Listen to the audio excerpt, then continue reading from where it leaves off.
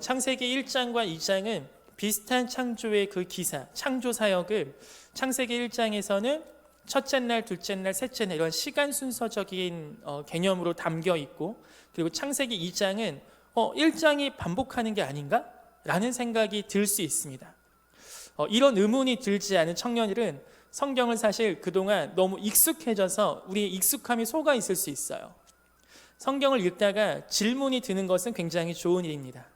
성경을 읽다가 차근차근 읽다 보면 이거는 왜 이러지? 이러한 질문이 사실은 하나님 앞에서 은혜 받는 시작이라고 생각합니다.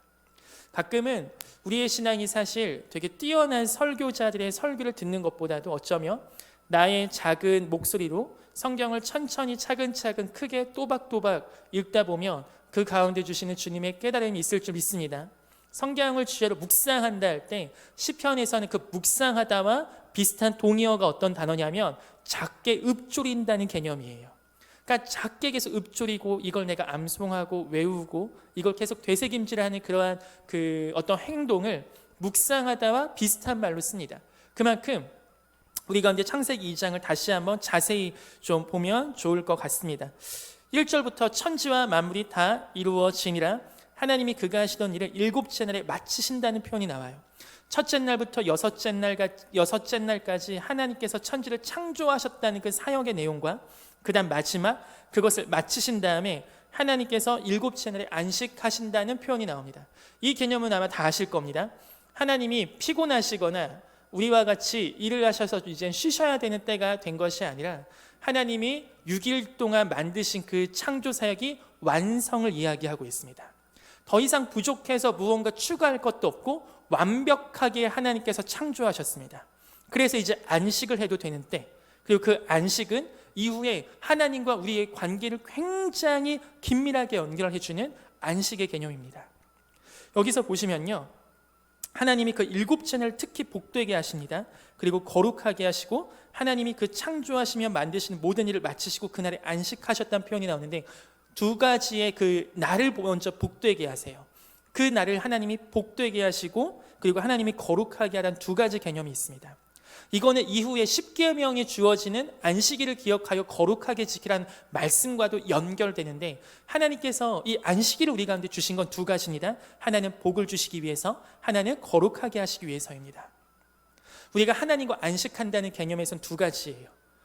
이 복이 단순한 물질적 복이 아닙니다. 왜냐하면 이 당시 하나님께서 이 십계명 이전부터 에덴 동산에서부터 있었던 하나님과의 완벽한 안식은 그 자체가 복입니다. 여러분, 하나님 자체가 복되신 걸 믿으십니까? 이게 여러분의 진짜 마음의 고백이세요? 모든 것을 다 잃어도 하나님이 함께 하시면 됩니까? 이 질문을 조금 더 적나라하게 하면 우리 여자친구, 남자친구 있는 청년들께 질문합니다. 모든 것 다 뺏겨도 지금 당신이 사랑하는 그 남자친구, 여자친구 있으면 됩니까? 그 고백이 사실 우리가 그 남자친구, 여자친구를 굉장히 사랑하고 좋아하는 굉장히 중요한 척도가 아니겠습니까? 하나님께서 이 안식일을 복되게 하셨다는 건 그 안식일의 주인이 바로 우리 하나님이시고 안식일의 대상은 바로 우리들인 줄 믿습니다. 하나님께서 그렇게 안식을 통하여 창세기 2장에는 이 에덴 동산이 완벽하게 창조되었다는 것을 우리에게 얘기하고 있습니다. 자, 4절 가보세요. 이것이 천조가 창조될 때 하늘과 땅의 내력이니 여호와 하나님이 땅과 하늘을 만드시던 날에 2장 4절부터는 뭔가 첫째 날, 둘째 날, 셋째 날의 개념이 아니라 무언가 두 가지로 나뉘는데요. 하늘과 땅이 창조된 것, 그리고 사람입니다. 그러니까 첫째 날부터 여섯째 날까지 그 창조된 것을 그냥 2장에서는 하나로 뭉뚱그려요. 그래서 이렇게 만드셨는데 그 다음에 등장하는 개념이 사람이에요. 다시 한번 보세요. 5절, 여호와 하나님이 땅에 비를 내리지 아니하셨어요. 왜냐하면 땅을 갈 사람이 없었기 때문입니다. 비가 오는 건 자연 현상이기 이전에 하나님의 복인 줄 믿습니다. 사람이 없을 땐 하나님께서 비를 내리지 않으세요. 그리고 땅에 초목도 아직 없고 밭에는 채소도 나지 않습니다. 왜냐? 사람이 없기 때문에. 그렇다면 이것이 왜 등장했습니까? 성경은 그렇게 얘기해요. 사람이 있기 때문에. 오늘 우리가 이 교회 우리 본당에서 와서 우리 섬기시는 우리 찬양팀이나 임원분들은 교회 끝나고 나가면서 눈을 보면서 와, 이거 좀 하늘에서 쓰레기가 왔네 하는 사람들이 이미 군대를 갔다 오신 분들이에요. 이 모든 것은 사실 하나님께서 우리 가운데 주신 은혜인 줄 믿습니다.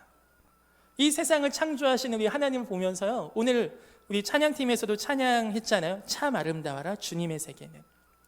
하나님께서 우리 가운데 주신 세상은 완벽합니다. 그것에 대해서 우리가 기본적인 감사함이 필요해요. 우리가 누군가를 위해서 정말 예쁘게 세팅해서 그걸 선물로 준 겁니다.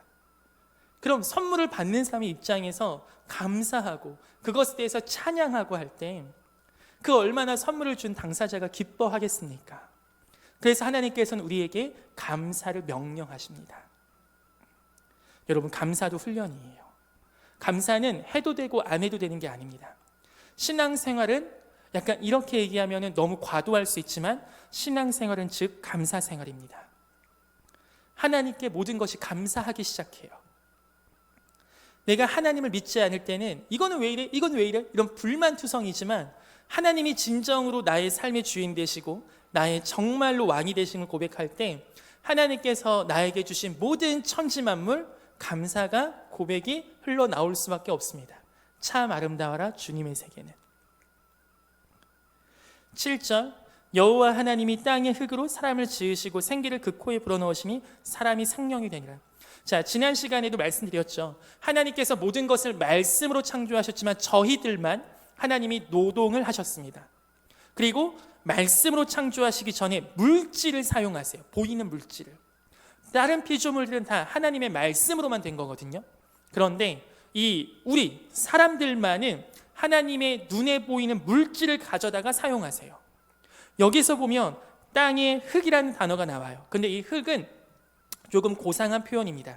사실 이게 히브리 원어로 하면은 먼지입니다. 땅에 티끌을 가져다가 만드셨어요. 그 얘기는 뭡니까? 하나님의 생기, 하나님의 호흡이 아니면 사실 우리는 정말 진화론자들이 말하는, 유물론자들이 말하는 하나의 물질 덩어리밖에 안 됩니다. 티끌밖에 안 돼요. 근데 하나님의 생기가 불어넣어지니까, 하나님의 호흡이 들어오니까, 하나님의 성령이 들어오시니까 우리가 진정한 하나님의 백성, 진정한 하나님의 사람이 되어가는 줄 믿습니다.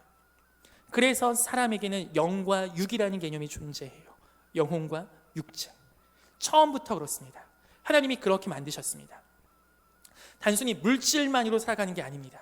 단순히 내 몸만 갖고 살아가는 게 아니에요. 유일하게 인간만 하나님께서 영혼과 육체를 만드셨어요. 그래서 우리는 이 땅에서 떡도 먹어야 됩니다. 신앙생활 열심히 하면, 기도하면 뭐 돈 안 벌어도 괜찮아, 이런 말은 다 거짓말이에요. 신앙생활 하면 돈 벌어야 됩니다. 신앙생활 하면 내가 육체적인 노동을 해야 됩니다. 이건 하나님의 에덴 동산에서 처음부터 주셨던 명령이에요. 경작하라고. 거기 보세요. 15절 보세요. 여호와 하나님이 그 사람을 이끌어 에덴 동산에 두어 그것을 경작하며 지키게 하시고. 에덴 동산은 놀고 먹는 곳이 아닙니다. 하나님께서 아담에게 죄 짓기 전에 미리 말씀하셨어요. 애야, 네가 에덴 동산을 경작하며 지키라고. 이 땅을 경작하며 지키는 건 하나님께서 우리에게만 주신 고유한 명령입니다. 그 어떤 짐승에게도, 그 어떤 피조물에게도 그러한 권한을 주시지 않습니다. 그러한 책임을 주시지 않으세요. 우리는 이 땅을 경작하며 지켜야 됩니다. 우리는 이 땅에서 일을 해야 됩니다. 그게 바로 에덴 동산에서의 첫 번째 원리예요. 하나님께서는 사람을 중심으로 이 세상을 창조하셨고, 그리고 그 사람을 위하여 땅의 초목과 들의 초목이 등장하게 하셨고, 그 사람으로 하여금 땅을 경작하게 하십니다. 이게 바로 창세기 2장 에덴 동산에 나오는 중요한 두 개념. 하나님이 이 땅을 창조하셨는데 그거의 목적을 이야기하고 있어요. 창세기 1장은 시간 순서와 같은 그 순서적 흐름을 갖고 있다면, 창세기 2장은 그것이 조금 더 노골적으로 목적에 대해서 얘기합니다. 이 창세기 2장의 목적이 바로 저와 여러분인 줄 믿습니다. 그게 바로 저와 여러분, 바로 인간이에요. 여기서 한번 잠깐 또 보시죠. 8절 9절, 여호와 하나님이 동방의 에덴의 동산을 창설하시고 그 지으신 사람을 거기 두시니라. 여호와 하나님이 그 땅에서 보기 아름답고 먹기에 좋은 나무가 나게 하시니 동산 가운데에는 생명나무와 선악을 알게 하는 나무도 있더라. 자, 여기 보세요. 에덴 동산에서 몇 가지 개념, 오늘 설교 때는 두 가지만 좀 짚고 넘어갈 거예요. 에덴 동산을 이야기할 때 우리 마음 가운데 좀 걸리는 게 하나 있습니다. 그게 뭐냐면, 여러분에게 만약에 하나님처럼 에덴 동산을 만들어 봐라 하면 여러분 선악과 만드시겠습니까? 안 만드시겠습니까? 여러분에게 여러분이 세팅할 수 있는 가장 좋은, 니네 마음대로 한번 에덴 동산 만들어 봐 하면 우리는 과연 선악과를 만들까요? 안 만들까요? 이게 바로 하나님과 우리의 차이예요. 우리 생각엔 선악과 굳이 필요하겠습니까? 아니, 선악과란 이슈를 던져주면 고민은 하겠죠. 근데 선악과 이슈 없이 그냥 처음부터 생각하면 선악과 만드는 게 우리한테 좋을까요? 우리는 에덴 동산, 천국 혹은 하나님과 믿음 생활을 잘하면 뭔가 기도하는 대로 다 이루어지고, 그런 간증이 넘쳐나고, 그러한 체험이 넘쳐나고, 돈이 없을 때 기도하면 하나님이 막 돈 주시고, 몸이 아플 때 기도하면 병이 기적적으로 낫게 되는 그러한 믿음과 능력의 신앙생활을 많이 기대하고 있잖아요. 예수님 잘 믿었더니 취업도 잘 되더라. 예수님 잘 믿었더니 대학도 잘 가더라. 그런 거 되면 얼마나 좋습니까? 그럼 중고등부 전도하기 얼마나 좋아요. 얘들아, 있잖아, 교회 열심히 다니면 서울대 당연히 다 붙게 되는 거야. 그러한 논리적 프로세스가 우리 가운데 분명히 증거되면 얼마나 좋습니까? 우리 한가람교회 청년들 중고등부 때 다 열심히 한 걸로 압니다. 그럼 다 서울대, 고대, 연대 가면 얼마나 좋아요. 그럼 이 지역에 있는 중학생, 고등학생들 다 한가람교회 불러 모을 수 있잖아요. 근데 에덴 동산에 선악과가 등장해요. 뭔가 에덴 동산과는 어울리지 않는 이 개념이 등장해요. 그래서 교회 처음 새가족 공부할 때 이 선악과 이야기 들을 때 다 콧방귀를 뀌면서 에이 뭐야, 신앙생활 처음 교회 생활 할 때 뭔가 처음에는 좋아 보이다가 점점 뭔가 세상과 부딪히고 내 마음대로 되지 않고 교회 생활하는 것도 부딪히면 에이 뭐야 이거. 하나님을 믿고 나서 뭔가 삶이 다 잘 풀렸으면 좋겠는데 그게 아닐 때 내가 못하는 게 점점 하나씩 등장하고 내가 하면 안 될 것 같은 게 하나씩 등장할 때 에이 뭐야 이거. 왜 나에게 완전한 자유가 없어? 왜 내 말이 정답인데? 왜 내 인생의 주인이 내가 아니야? 이런 식의, 나는 종교에 세뇌된 거 아니야? 이런 식의 이야기들을 등장하며 사실 우리가 주님을 떠나는 행동을 하고 있진 않습니까? 이게 사실 이 선악과 문제가 풀리지 않아서예요. 제가 최근에 영화를 하나 봤습니다. 원더우먼이라는 영화를 봤는데 최근에 하고 있는 것 같아서 다 스포하기에는 죄송해요. 만약에 이 부분만 난 영화를 볼 건데 저 사람이 무슨 말을 할지 모르겠다 싶으면 이 부분만 잠깐 듣지 마세요. 자, 원더우먼에 어떤 개념이 나오냐면, 제가 좀 걸러서 얘기해 볼게요. 전체 줄거리는 안 하고. 아무튼 소원대로 다 돼. 자기가 무슨 소원만 생각하면 다 돼. 이 세상의 모든 사람이 다 소원을 생각하면 그 소원대로 다 돼요. 우리로 치면 기도하는 대로 다 돼. 내가 마음 가운데 원하기만 하면 다 돼. 얼마나 좋습니까? 몸이 병이 났어? 이 병이 났으면 좋겠다. 이렇게 소원하면 낫는 거예요. 내가 돈이 없어? 내가 대학교 학자금을 대출금이 갚아지면 좋겠다면 그게 갚아진 거예요. 얼마나 좋아요. 그러한 세상을 그 영화에서 코드를 담았더라고요. 그 영화를 봤을 때 선악과 없는 세상이구나. 내 마음대로 다 되는 세상이구나. 내 소원대로 다 되는 세상이구나. 근데 그 영화를 누가 만드셨는지 저는 자세히 보진 않았지만 그렇게 만든 세상의 끝은 지옥과도 같습니다. 모두의 소원이 이루어지니까 지옥이 됐어요. 모두의 소원이 이루어지니까 전쟁이 돼요. 모두의 소원이 이루어지니까 모든 경제 시스템이 다 마비가 돼요. 모두의 소원이 이루어지니까 모든 가게가 문을 닫고 어떤 사람들끼리 서로가 죽이고 싶은 사람 다 죽입니다. 모두의 소원이 이루어지니까. 선악과가 없는 에덴 동산은 그와 같습니다. 그래서 에덴 동산을 에덴 동산답게 하는 건 바로 선악과입니다. 그래서 마지막에 그 주인공이 간절하게 부탁하는 게 바로 그 소원을 취소해달라는 얘기입니다. 하나님은 우리 가운데 선악과를 분명히 두셨습니다. 그 선악과 없는 세상을 하나님께서는 원치 않으셨어요. 처음부터. 이 시간 바라옵기는 우리 청년들 삶에 정말로 하나님께서 두신 선악과를 인정하는 귀한 주의 청년들 되기를 소망합니다. 그럼 그 선악과가 대체 뭐겠습니까? 아마 이거는 제가 창세기 성경 공부하거나 설교 시간에 많이 언급해왔던 부분이기 때문에 이 시간 자세히는 언급하지 않겠지만, 선악과는 바로 하나님의 통치를 이야기합니다. 하나님의 통치예요. 내 삶의 주인 내가 아닙니다. 지난 시간에 제가 이 말씀을 굉장히 강조했습니다. 신본주의. 하나님이 주어이십니다. 우리는 목적어입니다. 하나님이 세상을 창조하신 겁니다. 하나님이 인간을 살게 하신 겁니다. 하나님이 사람을 거기에 두신 겁니다. 하나님이 분명한 주어세요. 그 맥락 속에서 선악과를 이해해야 돼요. 하나님이 모든 나무는 다 먹게 하셨어요. 자, 여기 본당에 의자가 있습니다. 장의자가. 모든 의자는 다 앉으라고 하셨어요. 모든 의자 다 앉아라. 근데 중앙에 있는 저 의자만 앉지 마라. 자, 앉으시겠습니까? 안 앉으시겠습니까? 저 의자에 앉을 필요가 뭐가 있습니까? 우리에게는 다른 의자에 앉을 자유가 있습니다. 그런데 저 자유마저 달라는 거예요. 저 의자마저 앉게 해달라는 겁니다. 그래서 그 원더우먼의 여주인공이 이렇게 얘기해요.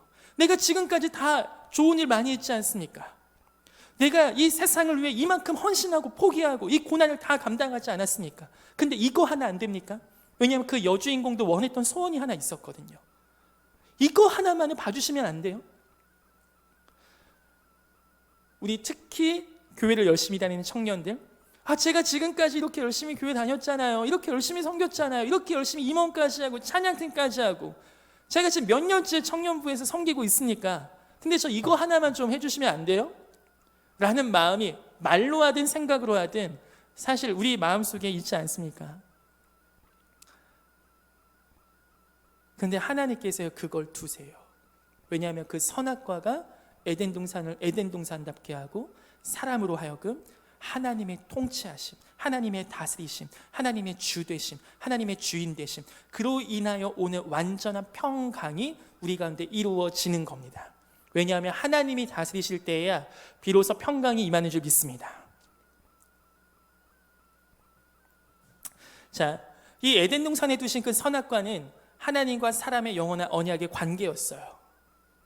그런데 그 선악과를 먹기 전과 먹고 나서의 가장 큰 차이점이 등장합니다. 우리 2장 마지막 25절 잠깐 보실까요? 창세기 2장 25절. 자, 우리 함께 읽겠습니다. 아담과 그의 아내 두 사람이 벌거벗었으나 부끄러워하지 아니하니라. 에덴 동산에서는 다 벌거벗었어요. 그런데 부끄럽지 않아요. 다 벌거벗었는데 부끄럽지 않아 하는 상태가 에덴 동산이에요. 그런데 창세기 3장 10절 보세요. 창세기 3장 10절. 선악과를 먹고 나서입니다. 제가 읽습니다. 이르되 내가 동산에서 하나님의 소리를 듣고 내가 벗었으므로 두려워하여 숨었나이다. 이렇게 나옵니다. 똑같은 상황이에요. 에덴 동산에서 똑같이 벗고 있어요. 근데 선악과를 먹기 전에 그것이 부끄럽지 않습니다. 벌거벗은 것이 부끄럽지 않은 상태인데 선악과를 먹고 나니까 벗은 것이 부끄러워서 숨었다는 표현을 씁니다. 이게 선악과의 결과. 죄는 우리에게 첫 번째 수치심을 줍니다. 이 에덴 동산에서 선악과가 없어진 순간 등장하는 개념이 수치심이에요. 부끄러움이에요. 그래서 요새 청년들은 워낙 죄에 둔감해져서 모르겠지만 가끔 중학생, 고등학생들 이렇게 섬기다 보면 야, 너 왜 교회 오늘 안 왔냐 하면은 전도사님 제가 어제 게임을 너무 늦게까지 해서요. 오늘 교회 가면 하나님한테 너무 미안해서 안 갔어요. 이런 얘기를 가끔 하더라고요. 그러니까 걔는 마음 가운데 정확하게 선악과의 결과가 얘한테 등장하는 거예요. 그래서 그런 애가 섬기기 정말 편합니다. 왜냐면 걔는 말씀대로 살고 있는 애거든요. 걔한테는 창세기 3장 성경 공부 너무 편해요. 봐봐. 야, 너 봐봐 여기. 똑같지.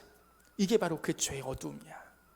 죄가 얼마나 무섭냐면 죄가 등장하는 순간 이 죄 자체만으로도 안 좋은 거지만 더 심한 건 우리를 부끄럽게 해서 하나님으로부터 숨게 하는 거예요.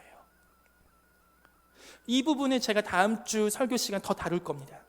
근데 오늘은 이 창세기 2장에서의 에덴 동산을 우리가 함께 기도하고 함께 생각해 봤으면 좋겠습니다.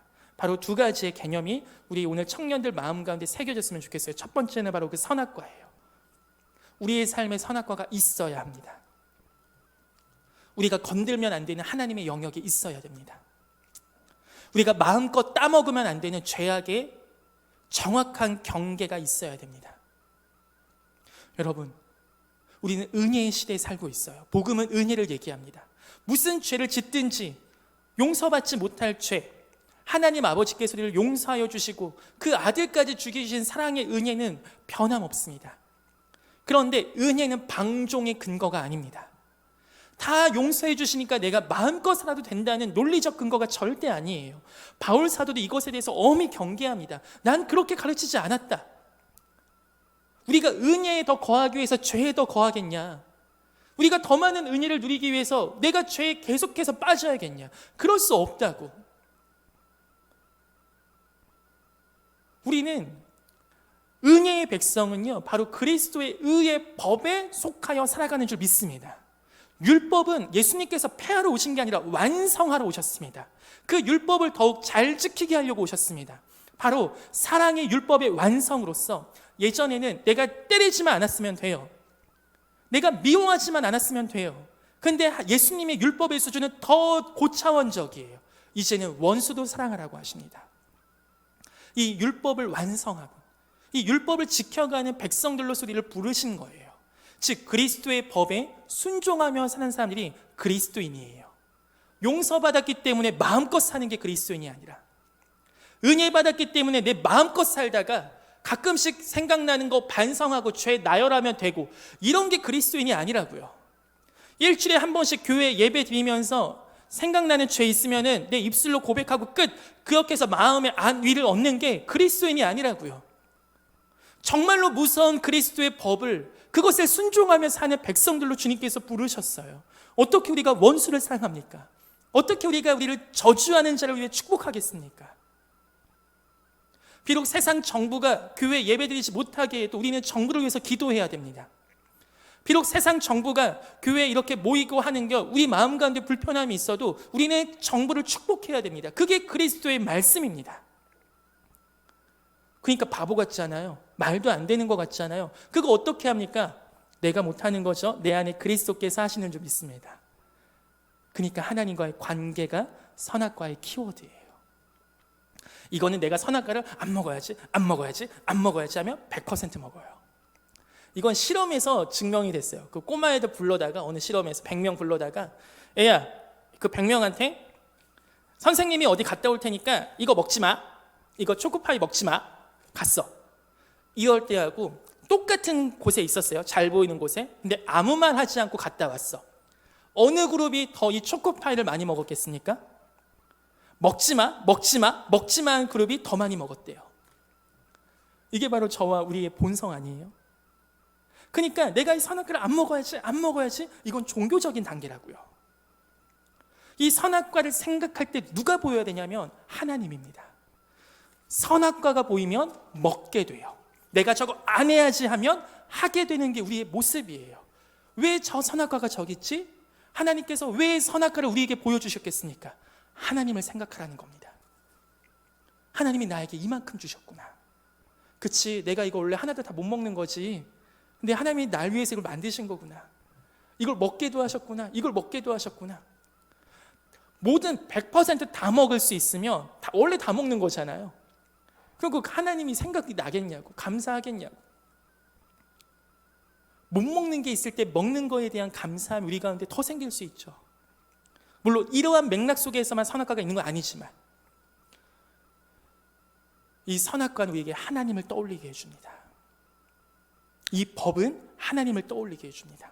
성경에 있는 모든 코드는 하나님을 향해 있습니다. 우리는 성경을 통해 하나님을 보게 되는 겁니다. 우리가 그 마음으로 하나님을 보게 되고, 이 하나님이 생각나는 이 삶의 세팅, 이게 바로 그리스도인의 삶이에요. 그래서 선악과 없는 그리스도인의 삶은 지옥입니다. 완벽한 종교예요.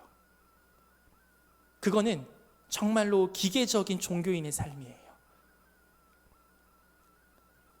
우리 사랑하는 한가람 청년들은 못하는 게 있기를 소망합니다. 불편함이 있기를 바라요. 그게 바로 거룩한 불편입니다. 그게 행복한 불편이고, 모든 불편함을 하나님 앞에 다 제거해달라? 하나님은 에덴 동산 처음부터 그렇게 만들지 않으셨어요. 사도 바울도 자신의 육체의 가시가 3번이나 정말 하나님께 간구했지만 네 은혜가 네게 족하구나 말씀하시고 정리가 됩니다. 아마 우리 사랑하는 청년들의 삶 가운데 어려움이 있을 줄 압니다. 결핍이 있을 거라 생각해요.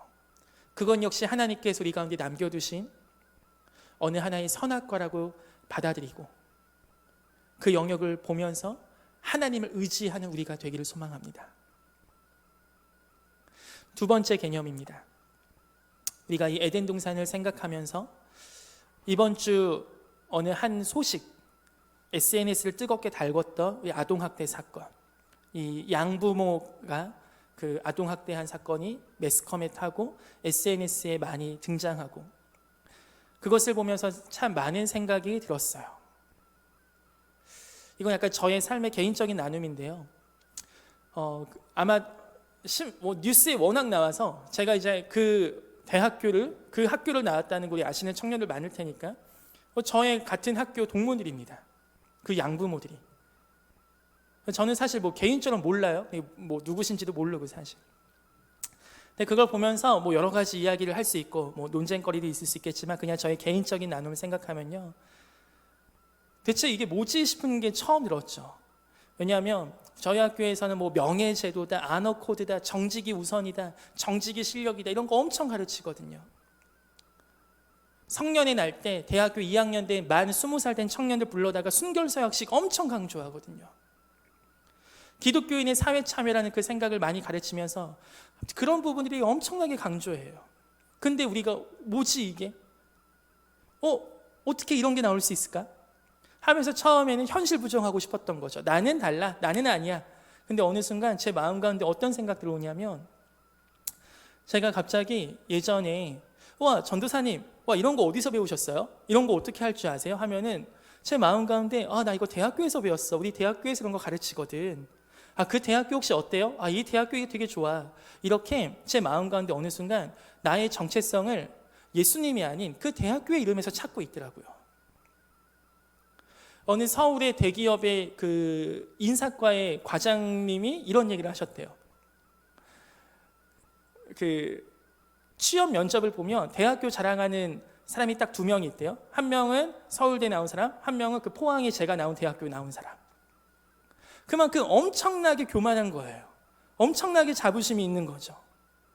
근데 제 안에 내가 그 자부심과 그 정체성이 어느 순간 예수님이 아니라 그 대학교 이름으로 시작하고 있구나라는 생각이 이번 주 한 주 동안 저의 머리를 계속 치더라고요. 마치 뭐 같냐면 바리새인이 난 바리새인이야, 난 바리새인이야, 난 바리새인이야. 그러면서 나는 이렇게 살 수 있어 하는 것처럼 저도 어느 순간 나는 그 대학교 사람이야, 나는 그 대학교 출신이야 하면서 예수님으로서 내 정체성이 나오는 게 아니라 내가 바리새인과 똑같았구나. 우리 한가람 청년들에게도 질문합니다. 사실 그 분들이나 우리나 누가 누구를 죄인이라고 단정할 수 있겠습니까? 물론 그것이 사회적인 법 시스템, 제도 시스템이 더 개선될 부분은 분명히 존재합니다. 그런데 우리 가운데 그것에 대한 비판과 그것에 대한 이야기를 하기 전에 그 대학 출신이라서 우리가 그렇게 잘 되고 그 대학 출신이라서 우리가 무언가 할 수 있는 게 아니고 우리 한가람교회 청년들도 한가람교회를 다니기 때문에 교회를 다니기 때문에 기독교인이기 때문에가 아니라 정말 우리의 삶의 정체성의 그 뿌리는 그리스도에게서 나오는 게 맞습니까? 오늘 바로 이 두 번째가 사람이 흙이 하나님의 호흡, 하나님의 생기가 들어와서 생명이 됐다는 겁니다. 우리는 생명이에요. 생명. 그건 뭐냐면 하나님의 호흡이 우리의 영혼의 시작이라는 겁니다. 우리가 좋은 교육을 받아서, 우리가 좋은 교회를 다녀서, 우리가 좋은 언니를 만나서, 우리가 좋은 목사님을 만나서 사실 그 모든 것들 다 두 번째, 세 번째입니다. 우리가 왜 이곳에서 예배할 수 있습니까? 우리 안에 영혼이 답변해야 돼요. 하나님의 호흡 때문입니다. 하나님의 생기 때문입니다. 우리의 맨 처음 그 근본 인자 시작이 바로 이 하나님이 되기를 소망합니다. 그것이 요한복음 1장이 우리가 요한복음 1장 1절 태초에 말씀이 계시니라 이 말씀이 하나님과 함께 계셨으니 이 말씀은 곧 하나님이시니라 그가 태초에 하나님과 함께 계셨고 만물이 그로 말미암아 지은 바 되었으니 지은 것이 하나도 그가 없이는 된 것이 없느니라. 아멘. 우리 삶의 첫 시작은 바로 말씀 예수 그리스도를 통해서 나온 줄 믿습니다. 그래서 그러한 살아있는 생명으로서 된 우리에게 이 선악과를 통하여 알게 하신 하나님의 그 관념과 하나님의 통치와 하나님의 다스리심이 우리 가운데 회복되기를 소망해요. 그리고 그 에덴 동산의 삶이 오늘 우리의 삶이 되기를 소망합니다. 우리가 에덴 동산 하면 이 뒷부분 나오는 막 강이 흐르는데 금으로 돼 있고 금이 여기서 나오고 금으로 된 성곽이고 금으로 된 벽들이 막 뛰어다니고 이 모든 것이 다 맞아요. 그런데 그 중에 핵심은 처음은 바로 선악과였습니다.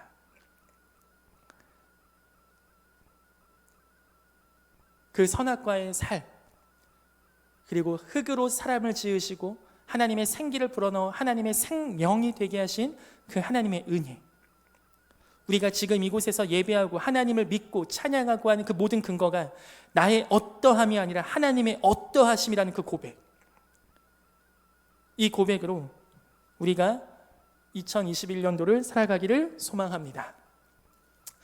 우리가 오늘은 좀 더 그 뒤를 좀 나누기를 원하는데요. 요한일서 2장 잠깐 가보실게요. 요한일서 2장 14절, 15절, 16절, 17절입니다. 이 말씀은 오늘 어떤 본문과는 좀 다르지만 제가 1년 동안 우리 또 한가람교회 함께 좀 기도하고 우리 청년들과 이 표어 어떤 주제 말씀 붙잡고 좀 계속 1년 동안 우리가 기도했으면 하는 말씀입니다. 2장 14절부터 보시면 청년들아 라고 하는 게 중간부터 나옵니다. 하반절 제가 읽어보겠습니다. 청년들아 내가 너희에게 쓴 것은 너희가 강하고 하나님의 말씀이 너희 안에 거하시며 너희가 흉악한 자를 이기었습니다. 이 세상이나 세상에 있는 것들을 사랑하지 말라. 누구든지 세상을 사랑하면 아버지의 사랑이 그 안에 있지 아니하니 이는 세상에 있는 모든 것이 육신의 정욕과 안목의 정욕과 이생의 자랑이니 다 아버지께로부터 온 것이 아니요 세상으로부터 온 것이라. 이 세상도 그 정욕도 지나가되 오직 하나님의 뜻을 행하는 자는 영원히 거하느니라. 1년 동안 우리 청년들이 이 말씀 붙잡고 함께 기도했으면 좋겠습니다. 특별히 청년들아 거기 14절을 함께 읽어보겠습니다. 14절만 시작. 청년들아 내가 너희에게 쓴 것은 너희가 강하고 하나님의 말씀이 너희 안에 거하시며 너희가 흉악한 자를 이기었습니다. 아멘. 이 말씀은 다들 좀 암송했으면 좋겠어요. 이 부분은 청년들은 강합니다. 청년들은 강해요. 성경에서는 청년을 강한 자라고 정의해요. 그래서 시편에 보면 새벽 이슬 같은 청년들이 주께 헌신하는데 그 날이 어떤 날이냐면 주의 권능의 날, 즉 전쟁의 날에 누가 나오냐면 청년들이 나오는 거예요. 젊은이들이 환상을 보며 나오는 겁니다. 이 전쟁의 날 가장 강한 자들로 하나님께서 청년들을 사용하십니다. 세상은 청년들을 불쌍하다 얘기하거든요. 부모보다 가난할 세대, 부가 점점 줄어드는데 낀 세대, 불쌍하다, 취업 안 된다, 어떻게 하냐 다 그렇게 얘기하고 그게 사실 맞잖아요. 옆에 있는 청년들 보세요. 얼마나 불쌍합니까? 그런데 성경은 아니라고요. 상황은 우리를 불쌍하다 얘기해도 세상의 모든 지혜로운 학자들은 불쌍하다 얘기해도 성경이 아니라면 아니라고 정말로 목에 핏대 세우며 고백할 수 있으니까 그거 아니면 사실 성경보다 세상을 더 사랑하는 거예요. 성경에서 말씀하는데 내가 살아보니 내 경험이 청년은 강하지 않아, 도움이 필요해, 이렇게 생각하세요? 여러분의 경험이 하나님의 말씀보다 위에 있는 겁니다. 인본주의자 특징, 성경 믿어, 근데 내 경험을 더 믿어. 말씀 오케이, 근데 내 상황, 전문가의 경험, 과학적 사실이 더 우선이야. 그럼 하나님 말씀, 내 참고도서, 내 교훈집, 읽으면 좋은 책, 내 마음 위로해 주는 책, 좋은 책이지만 더 베스트는 아닌 인본주의자. 성경 이거 배격하고 있습니다. 철저하게 배타적이에요. 하나님의 말씀 여러분 정말 믿으십니까? 정말 믿으세요? 제가 원래는 이렇게 청년부 전체가 듣는 설교 때는 사실 이렇게까지 막 독단적으로 보이게 설교하지 않습니다. 새 가족들도 있고 새내기들도 더 있기 때문에 사실은 더 부드럽게 하려고 애를 쓰려고 그동안 살아왔어요. 근데 요새 세상을 제가 옛날 사람은 아니겠지만 요새 매스컴이나 등등 세상에서 청년들과 대화하고 교회 청년들과 대화하면서 느끼는 세상은요, 정말 그 말이 너무 뼈저리게 사무쳐요. 이제 진짜 미치지 않으면요 예수님 못 믿겠다. 독단적으로 성경 말씀을 더 베스트로 세우지 않으면, 나의 첫 번째 책으로 나의 첫 번째 믿음으로 고백하지 않으면 그냥 교회 다니는 겁니다. 예수님 안 믿고 그냥 교회 다니는 거예요. 예수님 내 주인 아니야. 창조로는 믿어. 근데 내 삶은 하나님이 주인 아니야. 진화론자하고 똑같아요. 사실 삶의 결과는. 하나님이 세상을 창조하신 거 믿어요. 그런데 하나님이 주인 아니야. 하나님 말씀이 절대권이 없어. 수많은 좋은 말들 중에 하나야. 좋은 거는 내가 듣고 아닌 건 걸러들어. 정말 이렇게는요 이 시대 못 사세요. 이 시대 믿음 못 지켜요. 진짜 하나님께서 청년이 강하다고 하시면 나는 강하구나. 이게 바로 청년의 매력이에요. 우리가 뭘 알아요? 우리가 뭐가 똑똑해요? 하나님이 나한테 강하다고 하시는구나. 그럼 나는 강한 겁니다. 여러분, 그 순수한 믿음이 회복되기를 소망합니다. 전 그래서요 청년 때부터 뭔가 우울하고 힘들고 애먹는 말 있으면 항상 이 말씀 피고 정말 내 마음 깊숙이 고백합니다. 하나님, 저는 강합니다. 하나님, 저는 강합니다. 저는 왕입니다. 하나님께서 경작하고 다스리라고 하신 하나님의 가장 최고의 존엄한 피조물입니다. 하나님, 저에게 다스리라고 하심 감사합니다. 하나님, 저는 왕입니다. 여러분, 이게 긍정의 힘 아니에요? 왜냐하면 나에게서 찾는 게 아니라 그 뒤가 중요해요. 하나님의 말씀이 거하시며. 우리가 왜 강합니까? 하나님의 말씀이 거하시기 때문에 그렇습니다. 그것 때문이에요. 우리 은사, 지혜, 말 잘하 아무 소용없어요. 우리가 왜 강합니까? 하나님 말씀이 거하시니까. 그게 바로 요한복음 15장에 너희가 내게 무릇 붙어 있어 열매를 맺으라. 내가 너희 안에 너희가 내 안에 거하는 그 예수님의 포도나무 비유가 바로 이걸 얘기하는 거 아니겠습니까? 내가 그 대학교 학생인 거 아무 중요한 거 아니에요. 내가 예수님께 붙어 있어야 그 열매가 맺는 거죠. 왜냐하면 그 열매는 그 대학교가 맺어주는 게 아니거든요. 죄송한 말씀이지만 한가람교회가 여러분에게 열매를 맺어주는 게 아닙니다. 제가 맺어주는 것도 아니고 담임 목사님이 맺어주신 것도 아니에요. 그냥 붙어 있는다고 해서, 교회 다닌다고 해서 열매가 맺어지는 게 아니라고요. 예수님께 붙어 있으셔야 됩니다. 예수의 말씀이 있으셔야 강하다고요. 그거 아니면 다 날아가요. 교회만 다니면 되겠지? 속지 마세요. 그거 갖고 안 됩니다. 교회를 다니는 건 당연하죠. 하지만 바리새인들, 우리보다 훨씬 종교적 의식 잘 지켰습니다. 근데 그들은 예수님께서 화했을진저라고 엄청나게 경고하세요. 왜 그렇게 경고하셨겠습니까? 우리보다 더 잘 지켜요. 신학대학원에서 하는 농담 중에 그런 농담이 있어요. 신대원이 바리새인 수준처럼만 살면 한국교회에 부흥할걸? 지금 전도사님들이 바리새인 정도만큼만 살면, 그 정도만 열심히 살면 한국교회 부흥할걸. 우린 사실 그들만큼도 못 따라갈 수 있어요. 그런데 예수님께서 왜 그렇게 경고하세요? 마음의 중심이 훤하게 보이시는 거죠. 우리가 비록 지금 모니터 앞에 있고 이 본당 안에 있고 우리가 노트북 앞에 있어서 하나님을 예배하지만 하나님은 마음의 중심이 보이신다고요. 그 마음의 중심이 예수님과 떨어져 있는데, 그 마음의 중심에 예수님이 들어갈 자리가 없는데, 그 마음의 중심에 예수님은 보좌에 앉으신 게 아니고 우리가 주인의 의자 밑에서 우리의 소원을 들어주셔야 되는 종의 위치밖에 안 되시는데, 예수님이 우리의 예배를 어떻게 받으실 수 있겠습니까?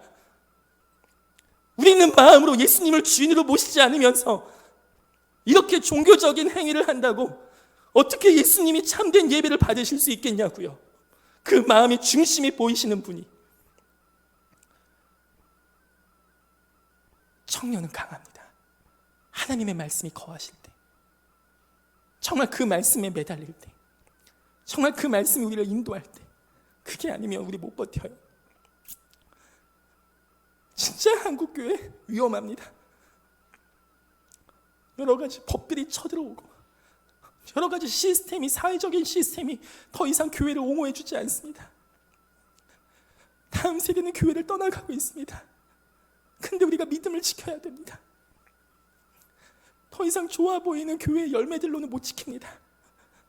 여러분 한 명 한 명만이 희망입니다. 우리 한 명 한 명이 정말 다음 세대에게 그 믿음과 신앙을 전수해 줄 수 있어야 됩니다. 그래서 우리가 예수님께 붙어있길 소망해요. 에덴 동산이 회복되기를 원해요. 더 이상 선악과를 멀리하지 않았으면 좋겠어요. 우리 삶의 예수의 보좌, 예수의 주인 되신 정말 그러한 에덴 동산이 회복될 때 로마 시대 그 잔인한 정부 밑에서도 초대교회 믿음을 지켰듯이 우리가 10년, 20년, 30년 뒤에는 교회 다니는 게 더 어려워질지라도 지금보다 더 뜨거운 믿음을 다음 세대가 나오지 않겠습니까? 지금보다 주님을 더 찬양하고 뜨겁게 사랑하는 그 다음 세대가 나오지 않겠습니까? 교회는 승리합니다. 아멘. 교회는 승리합니다. 아멘. 교회는 승리합니다. 아멘. 성경은 절대 역사에서 뒤지지 않습니다. 이 성경에서 말하는 교회는 승리하게 되어 있습니다. 고난이 있죠, 환난이 있죠, 핍박이 있고 배교가 있습니다. 하지만 교회는 승리합니다. 마지막 시대에도 성령은 교회에게 말씀하십니다. 그래서 그 교회들로 하여금 증인되게 하시고 신부되게 하셔서 마지막 주의 다시 오심을 맞이하는, 주의 재림을 맞이하는 영광스러운 주의 신부들로 일으키십니다. 그게 하나님의 영원한 계획이고 하나님의 역사적 승리입니다. 그 선포가 이 성경에 있습니다. 그래서 청년은 강합니다. 왜냐하면 결론이 이미 있기 때문에. 우리는 이미 이긴 싸움을 싸우고 있는 겁니다. 정부가 아무리 반기독교적인 법을 한다 할지라도 우리가 절대 두려워할 게 없습니다. 차별금지법이 통과되고 뭐가 통과돼도 교회는 무너지지 않습니다. 왜냐하면 우리는 그걸 감내하고 이겨내고 그 고난 가운데 승리할 것이기 때문입니다. 그 역사적인 영광의 승리자들로 여러분이 초대받고 있습니다. 여러분이 그 에덴 동산을 지킨다면, 경작하여 지킨다면, 선악과를 인정한다면, 하나님의 다스림을, 하나님의 통치하심을 그걸 받아들이신다면, 그래서 하나님이 하시는 게 뭡니까? 흉악한 자를 이기게 합니다. 흉악한 자를 이기게 해요. 그것의 시작은 선악과입니다. 하나님의 말씀이 보이는 그거, 하나님의 통치가 보이는 그거. 아, 내 삶의 주인 내가 아니고 하나님이시구나. 아, 내 삶의 주인 내가 마음대로 하는 게 아니라 하나님 마음대로 살아야 되는 거구나. 내 삶의 목적은 하나님 마음대로 살게 하려는 거구나. 내 삶은 오늘도 그분을 위해서 사는 거구나. 내가 하고 싶은 거 하는 게 아니라, 내가 섬기고 싶은 거 섬기는 게 아니라, 우리가 섬기는 거, 우리가 사역하는 거, 교회 일하는 거, 우리 마음에 맞는 것만 섬기는 거 이제는 버리세요. 조금 불편할 수 있습니다. 내가 쟤랑 같이 사역하는 거 불편할 수 있어요. 직장에서 걔하고 부딪히는 거 불편할 수 있어요. 학교에서 걔 만나는 거 부딪힐 수 있어요. 근데 그게 하나님이 우리에게 허락하신 선악과일 수 있습니다. 우리를 에덴 동산 되게 하는 거, 우리에게 그 하나님의 생기, 호흡을 받은 주의 거룩한 청년들로 살기를 다시 한번 권면하고 축복합니다.